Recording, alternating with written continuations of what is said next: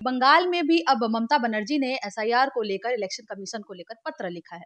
इस पर बात करने के लिए हमारे साथ आज बीजेपी के सीनियर लीडर शहनवाज हुसैन जी मौजूद है। सर, जो एसआईआर का मैं बात करूं कि जब ये मुद्दा उठा है तब से विपक्ष की बात करूं, कांग्रेस की बात करूं, उसके बाद से बंगाल में भी इसका बेहद असर दिखने को मिल रहा है, जहां ममता बनर्जी ने इलेक्शन कमीशन को पत्र लिखा है कि इससे बंगाल में बहुत मानहानि हो रहा है। बिना तैयारी को एसआईआर का जो ये सिलसिला शुरू किया गया है, ये ठीक नहीं है। इस पे रोक लगाने की वो मांग कर रही है। इस पे क्या कहना चाहिए?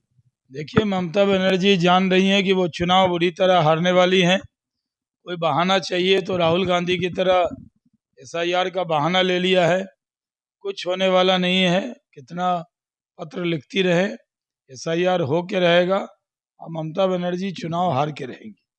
सर, ममता बनर्जी का ये भी कहना है कि इससे वहां पे बिना प्लानिंग की हो रही है, वहां पे मानहानि हो रही है बंगाल में। इसको लेकर वो रोक लगाएंगी, प्रदर्शन करेंगी। उनकी आदत है प्रदर्शन करना, रोक लगाना, ये सब काम उनका है।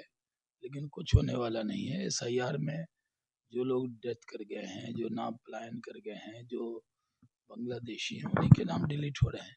ममता जी बेवजह मुद्दा बना रही।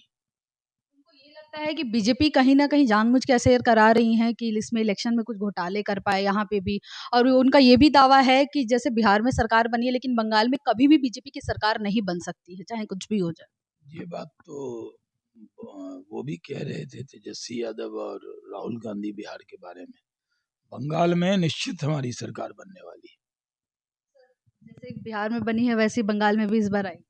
इतनी ताकत से आएगी, भारी बहुमत से।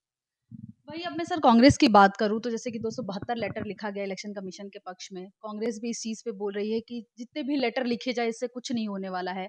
आम जनता की आवाज़ आप नहीं दबा सकते हो, हमारी आवाज़ नहीं दबा सकते हो। हम उसी तरीके से करते रहेंगे, इसका विरोध प्रदर्शन करेंगे। साथ ही ये भी कहा है कि हम दिसंबर में इसके लिए एक बड़ी रैली निकालेंगे इस चीज़ को लेकर, जहाँ से अलग-अलग राज्य से सभी लोग जुटेंगे। इस पे क्या कहना चाहते हैं?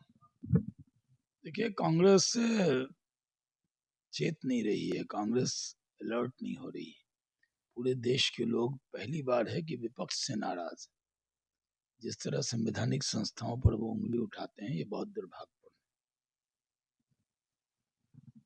सर, जो वोट चोरी का उनका मुद्दा है, उनको लग रहा है कि बीजेपी जानबूझ के भटकाने का काम कर रही है। है। वोट चोरी का मुद्दा वो बना रहा है, भटका हम कहा रहे हैं। हम तो कह रहे हैं, आओ चुनाव लड़ो, हमसे लड़ो, मुकाबला करो।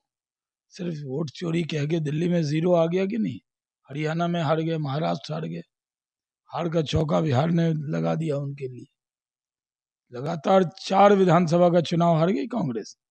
फिर भी कांग्रेस के नेता पार्टी कर रहे हैं, कोलंबिया घूम रहे हैं, मलेशिया घूम रहे हैं। तो जैसा कि आपने सुना कि जिसको लेटर लिख के लिखा गया, बीजेपी ने अपनी अपनी पक्ष रखी है। दिल्ली से राष्ट्रीय टीवी के लिए मैं रिया पांडे।